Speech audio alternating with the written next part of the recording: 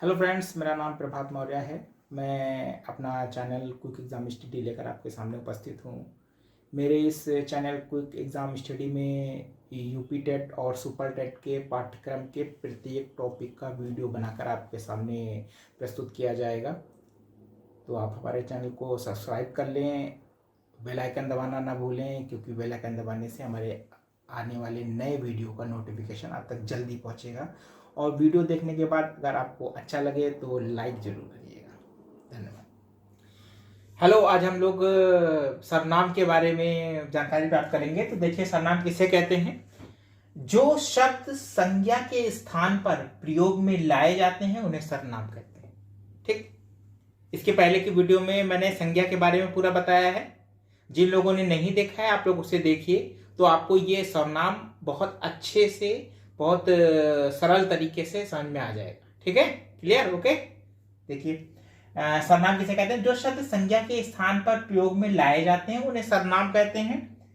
मूलतः सर्वनामों की संख्या 11 है। मूलतः 11 सरनाम है जो प्रयोग किए जाते हैं। ठीक है, कौन कौन से ये देखते हैं। ठीक है, देखिए, मैं, तू, आप, यह, वह, जो, सो, कौन, क्या, कोई और कुछ। ठीक, ये 11 हो गए। ठीक, ये 11 सर्वनाम है जो कि उपयोग में लाए जाते हैं। सिर्फ 11 हैं। ठीक है, एक बार मैं फिर से रिपीट कर देता हूं कि मूलतः सर्वनामों की संख्या 11 है, जिनके हैं मैं, तू, आप, यह, वह, जो, सो, कौन, क्या, कोई, कुछ। ठीक, 11 हो गए। अब देखिए, सर्वनाम के भेद। सर्वनाम के मुख्यतः 6 प्रकार होते हैं। ठीक है, सर्वनाम सिर्फ 6 प्रकार के सर्वनाम होते हैं। कौन कौन से होते हैं ये देख लेते हैं। पहला है पुरुषवाचक सर्वनाम, दूसरा है निजवाचक सर्वनाम, तीसरा है निश्चयवाचक सर्वनाम, चौथा है अनिश्चयवाचक सर्वनाम, पांचवा है प्रश्नवाचक सर्वनाम, और जो छठा है वो संबंधवाचक सर्वनाम। सिर्फ 6 प्रकार के सर्वनाम होते हैं। ठीक, अब सर्वनाम में जो पहला है पुरुषवाचक सर्वनाम, इसको हम लोग पूरी तरह से पढ़ते हैं कि इसमें क्या होता है। पुरुषवाचक सर्वनाम अब देखते हैं। जिस सर्वनाम का प्रयोग स्त्री एवं पुरुष दोनों के लिए किया जाता है, पुरुषवाचक सर्वनाम कहलाता है। यानी ऐसे सर्वनाम जिनका प्रयोग स्त्री और पुरुष दोनों के लिए होता है। ठीक है, स्त्रीलिंग और पुल्लिंग दोनों के लिए ही उनका उपयोग होता है, वो सर्वनाम पुरुषवाचक सर्वनाम के अंतर्गत आते हैं। जैसे उदाहरण देखिए, मैं, तू, आप, यह, वह। ठीक, देखिए, अगर मैंने कहा मैं तो मैं हो गया। अगर किसी लड़की ने कहा मैं तो भी सही है। तू, तू अगर सामने लड़का खड़ा है, मैंने उससे कहा तू तो भी ठीक है। और अगर लड़की खड़ी उससे मैंने कहा तू तो भी ठीक है। ठीक, आप, अगर कोई जेंट्स खड़ा हुआ है, पुरुष खड़ा हुआ है, मैंने कहा आप तो भी ठीक बैठ रहा है। और अगर कोई स्त्री खड़ी हुई है, मैंने कहा आप तो भी ठीक बैठ रहा है। ठीक है, इसी तरह है। अब इसका एक सेंटेंस देख लेते हैं। मैं फिल्म देखना चाहता हूं। मैं फिल्म देखना चाहता हूं। ठीक, तो जाहिर सी बात है, मैं जेंट्स हूं तो मैं कहूंगा कि मैं फिल्म देखना चाहता हूं। और लड़की होगी तो भी वो भी कहेगी कि मैं फिल्म देखना, आगे बोल देगी चाहती हूं। लेकिन मैं तो, जो सर्वनाम वर्ड है मैं, वो तो दोनों के लिए आया ना। ठीक, समझ में आया? पुरुषवाचक सर्वनाम किसे कहते हैं? पुरुषवाचक सर्वनाम के अंतर्गत ऐसे सर्वनाम आते हैं जिनका प्रयोग स्त्री और पुरुष दोनों के लिए किया जाता है। ठीक, अगला देखिए, इसमें क्या है कि पुरुषवाचक सर्वनाम की जो स्थितियां हैं वो 3 स्थितियां होती हैं। ठीक है, तो पुरुषवाचक इसी में है, बाकी किसी में नहीं। ये सर्वनाम का जो पहला भेद है पुरुषवाचक सर्वनाम, इसी में 3 भेद आते हैं इसमें। ठीक है, तो वो हम आपको पढ़ा देते हैं। पुरुषवाचक सर्वनामों की 3 स्थितियां या भेद होते हैं। 3 स्थितियां होती हैं। ठीक, पहला देखिए, उत्तम पुरुष। उत्तम पुरुष जिस सर्वनाम का प्रयोग बात कहने वाले के लिए हो, जो व्यक्ति बात कर रहा है, जो बात कह रहा है, ठीक है, उसके लिए जिन सर्वनामों का प्रयोग होता है वो उत्तम पुरुष के अंतर्गत आता है। जैसे मैं और हम। जैसे मैं आपको बता रहा हूं तो मैं, मेरे मुंह से बात निकल रही तो मैं हूं, और हम, ठीक, जो बात कर रहा होता है। ठीक, कैसे, देखिए सेंटेंस देखिए, मैं कहता हूं कि आज सोमवार है। बताइए कौन कह रहा है? मैं कह रहा हूं, ठीक है। तो मैं उत्तम पुरुष, उत्तम पुरुष कौन होता है? जो बात कहता है। देखिए उत्तम पुरुष के अंदर लिखा है जिस सर्वनाम का प्रयोग बात कहने वाले के लिए हो, जिस सर्वनाम का प्रयोग बात कहने वाले के लिए हो वो उत्तम पुरुष कहलाता है। उसमें देखिए मैं और हम आता है। भाई मैं अगर कोई बात कहूंगा तो मैं तो तुम तो कहूंगा नहीं, तुम तो नहीं कहूंगा ना, मैं कहूंगा और हम कहूंगा। तो ठीक है, सेंटेंस देख लिया, मैं कहता हूं कि आज सोमवार है, मैं कह रहा हूं। अगला देखिए दूसरा, मध्यम पुरुष। मध्यम पुरुष जिस सर्वनाम का प्रयोग उसके लिए हो जिससे कोई बात कही जाती है, ठीक है। भाई उत्तम पुरुष तो जैसे मैं कोई बात कह रहा हूं तो मैं उत्तम हो गया, उत्तम पुरुष, और जिससे कह रहा हूं वो हो गया मध्यम पुरुष, ठीक है। ठीक, समझ में आया? तो देखिए इसमें मध्यम पुरुष में कौन कौन से वर्ड सर्वनाम आते हैं, जैसे तू, तुम और आप। भाई सामने वाले को तू, तुम या आप कहेंगे, ये वर्ड आते हैं। अब उसको आप सेंटेंस में देख लीजिए कैसे हुआ। मैंने, मैं उत्तम पुरुष हो गया ना, हो गया ना। मैंने आप, सेकंड जो सामने खड़ा उससे कह रहा हूं, मैंने आपसे कहा था कि वह बीमार है, ठीक है। मैं कह रहा हूं तो मैं उत्तम पुरुष हो गया, और किससे कह रहा हूं? आपसे, आप, तो आप हो गए मध्यम पुरुष, ठीक है। आपसे कहा था कि वह बीमार है, ठीक, क्लियर हो गया। आगे देखिए अन्य पुरुष, जो तीसरा है वो अन्य पुरुष है। जिस सर्वनाम का प्रयोग उसके लिए हो जिसके विषय में कुछ कहा जा रहा है। भाई मैं कह रहा हूं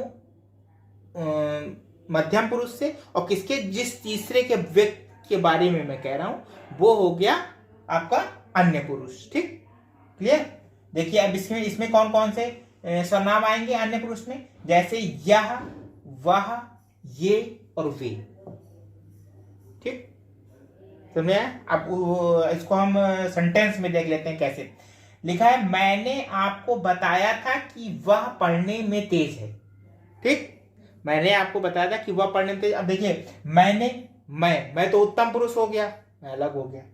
आपको मध्यम पुरुष, आपको बताया था कि वह, वो जो तीसरे व्यक्ति के बारे में वह, ये हो गया अन्य पुरुष, वह पढ़ने में तेज, ठीक, समझ में आया?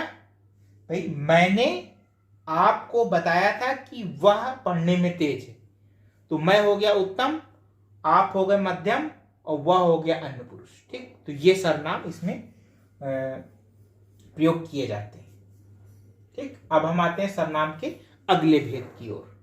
तो सर्वनाम के अंतर्गत जो उसका दूसरा प्रकार है वो है निजवाचक सर्वनाम, ठीक है। इसके पहला जो प्रकार है पुरुषवाचक, उसके बारे में हम लोग पढ़ चुके हैं।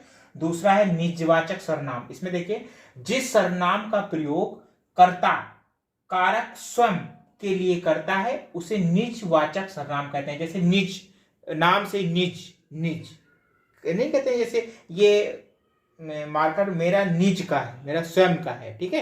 वैसे ये निजवाचक सर्वनाम, जिस सर्वनाम का प्रयोग कर्ता कारक स्वयं के लिए करता है उसे निजवाचक सर्वनाम कहते हैं। जैसे आप, स्वयं, खुद, स्वतः। आप का मतलब आपसे नहीं, आपका मतलब आप है, अपने आप, मैंने किया, मैं, आप, ठीक है। आप, स्वयं, खुद और स्वतः, ये सब अपने लिए आते हैं ना, निजवाचक सर्वनाम। अब वो इसका वो सेंटेंस देख लेते हैं।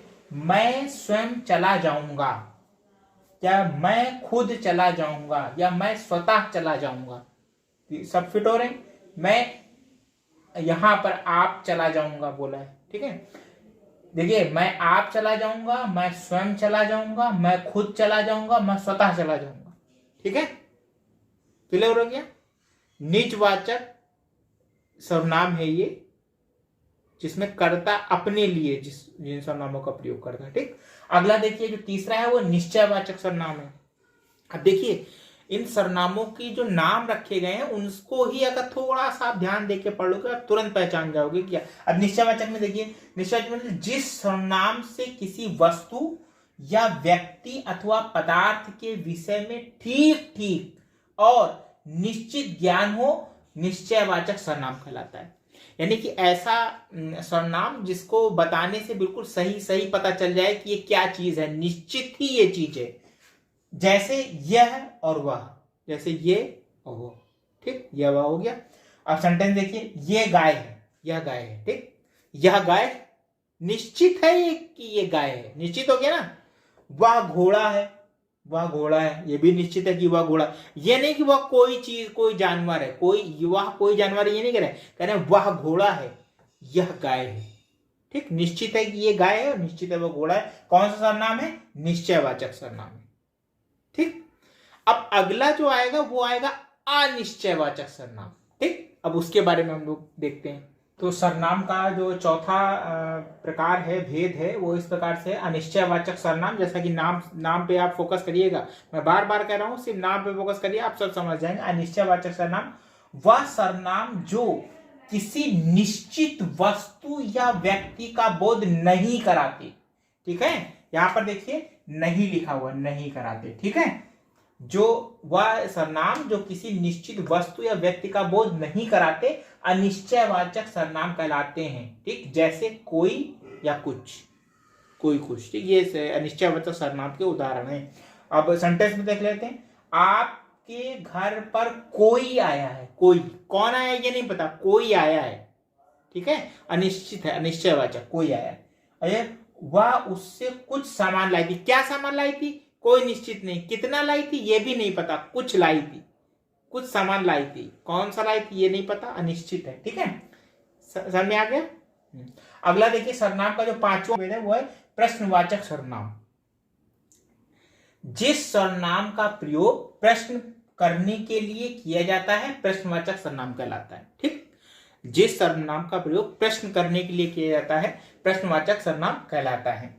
जैसे कौन और क्या, कौन और क्या, ये जैसे ही आएगा वैसे ही प्रश्नवाचक, प्रश्न बन जाएगा, मतलब प्रश्नवाचक सर्वनाम है, ठीक, क्लियर।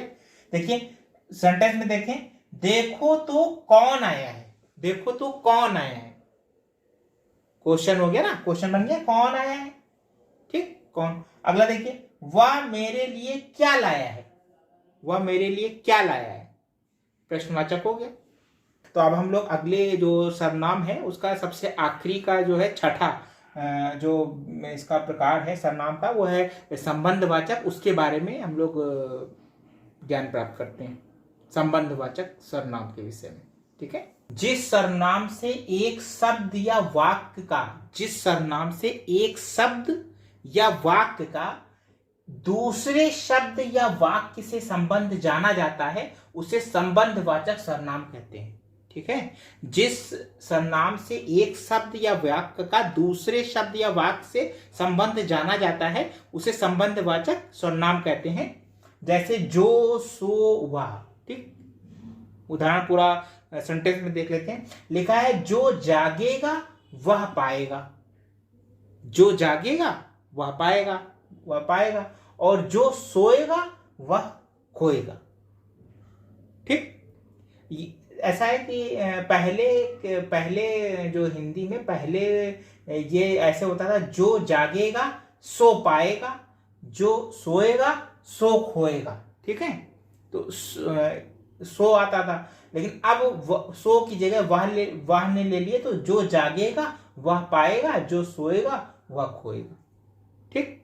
शब्द से शब्द को और दोनों सेंटेंसों को आपस में जोड़ रहे हैं, ठीक। ये संबंधवाचक सर्वनाम है। तो इस प्रकार से सर्वनाम आपके कंप्लीट हो गए। के जो 6 भेद हैं इसके, वो मैंने आपको पूर्ण रूप से बता दिए हैं। मैं आपसे यही कहूँगा बार बार कि आप हमारे चैनल को सब्सक्राइब कर लें, बेल आइकन दबा दें, जिससे कि जो नया आने वाला वीडियो है उसकी सूचना आप तक जल्द से जल्द पहुँचे। और अगर आपको ये वीडियो अच्छा लगा है तो लाइक देना ना भूलें। और इसके पहले भी हमने बहुत से वीडियो डाले हैं जो कि परीक्षा के लिए बहुत ही महत्वपूर्ण हैं, और मैंने सारे वीडियो में ट्रिक के साथ में उसको याद करने का उचित ढंग बहुत ही सरल तरीके से आपको बताया है।